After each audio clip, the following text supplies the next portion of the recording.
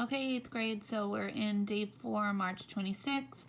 I'm on the tab that you should see in your classwork tab.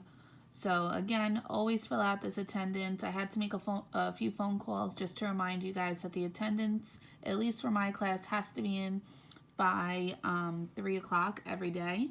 So again, that should be like your top priority to definitely just get that in first thing when you sign on. Okay, so then we're going to jump right into the lesson. Pretty easy lesson today. You're identifying strong versus weak correlations. I know a few of you have been asking about that.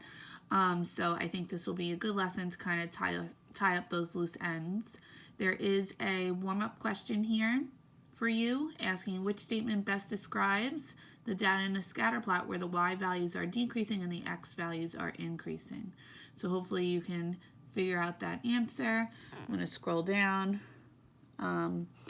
Okay, so here are your definitions for strong versus weak. So strong are when the plots are really close together, and weak are going to be when the plots are further apart. Now I know some of you are questioning why that last question on the homework was strong. So we actually adjusted it because I could see both ways on why you would think it would be strong or why you would think it would be weak. So it was adjusted. If you go back to your homework from yesterday, you'll see that if you picked either or, it was marked correct. Most of the time, it's going to be very obvious if it's a strong or weak correlation. My suggestion is if you see the points are more spread out, they're probably going with the weak correlation.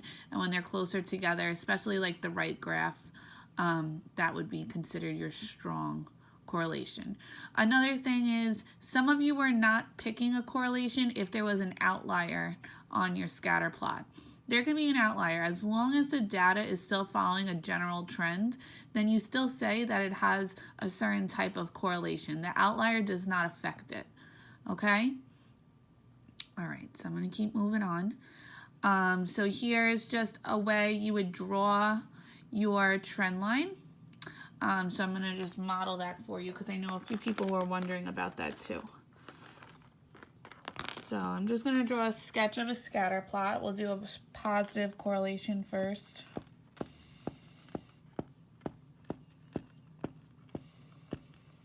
Okay, so this is a positive correlation, whatever. Okay, I could put this point here and it's still a positive correlation. Okay, if I was going to make a line of best fit or a trend line, you want to draw a line that falls in between most of your data. So usually you want to have equal amount of points below, equal amount of points above. Some of them might actually fall on the line, which is good as well. And this helps you also figure out if it's strong or weak, because if your points are super close to that line, then it's going to be considered a strong correlation.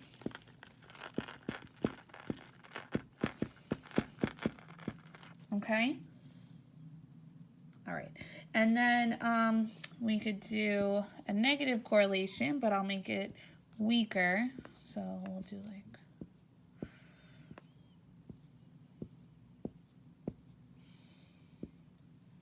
okay. This one's kind of throwing me off, so I'm just going to remove it. All right, so that would be considered a little bit more weak. Again, we're going to draw a line that falls right in between most of your data. Okay, and if I look, I have about 4 points above, 3 points below, a couple on my line, so that would be considered a good trend line. And this, again, would be weak, negative. Okay, so just going over the difference between strong or weak, how to draw those trend lines. An example of what would be like considered a bad trend line, just so you know, because I know some of you were getting a little confused on the homework as well. If you have a scatter plot,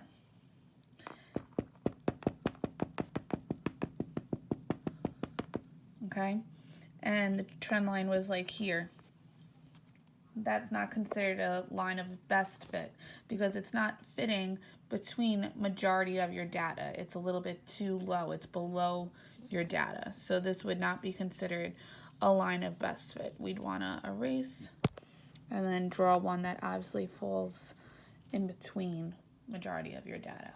Okay, so that's that part of the lesson. Let's keep going.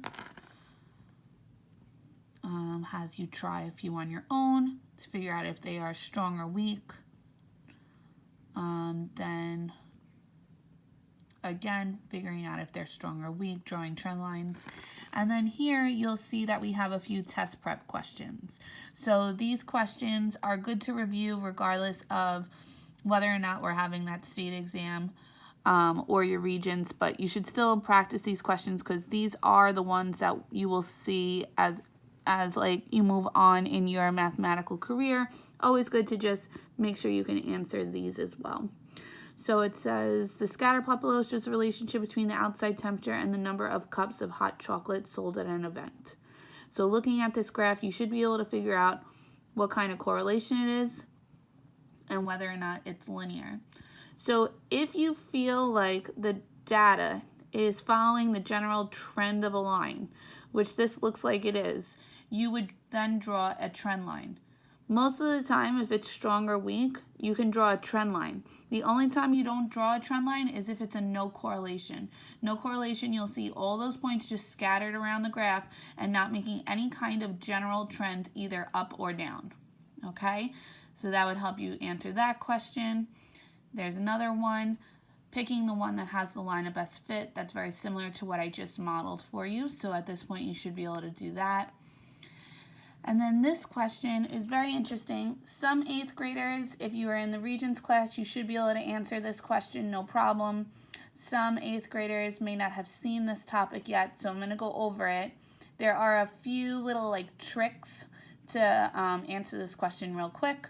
So they give us this data, and they want to know which equation would best represent the data. So in this graph, I'm going to try to sketch it so I can show you on my board. Okay, so our x, 1, 2, 3, 4, 5, 6, 7, 8.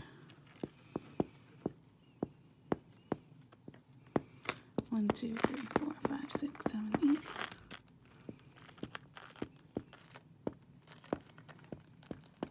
Okay, and then we have a point about here, point here.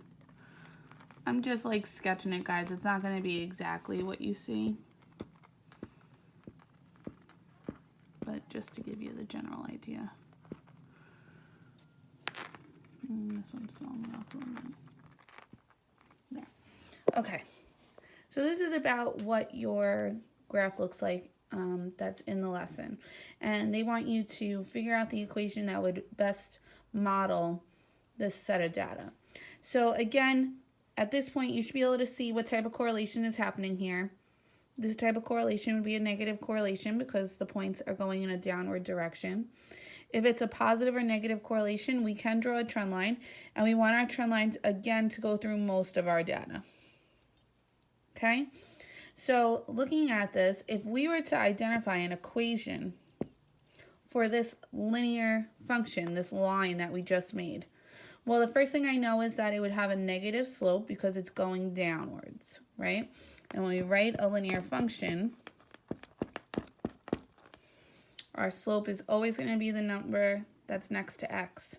So I know my slope has to be negative. So whatever that number is next to x, I know it has to be negative. And then the b in our linear function is our y-intercept.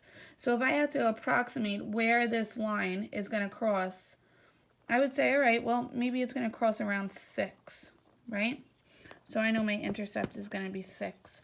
So when I go to the multiple choice, I'm looking for an equation that has a negative slope and an intercept of 6. If we look at our choices, you should be able to find the choice that matches that connection. A negative slope and an intercept of 6. Okay, so I hope that helped you figure that question out before you go straight to the answer.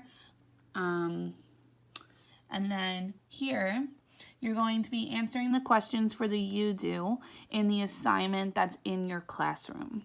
So the questions that follow are on an assignment. There's 4 questions for you to complete, and that's right here. So again, you would click on it, answer your questions. Make sure you put your name, make sure you click submit so that you get the classwork grade for the day. And then you'll go to your homework and do the same thing. You'll click it, answer the questions, make sure you check your work before submitting, and then click submit. And that is all you have for today.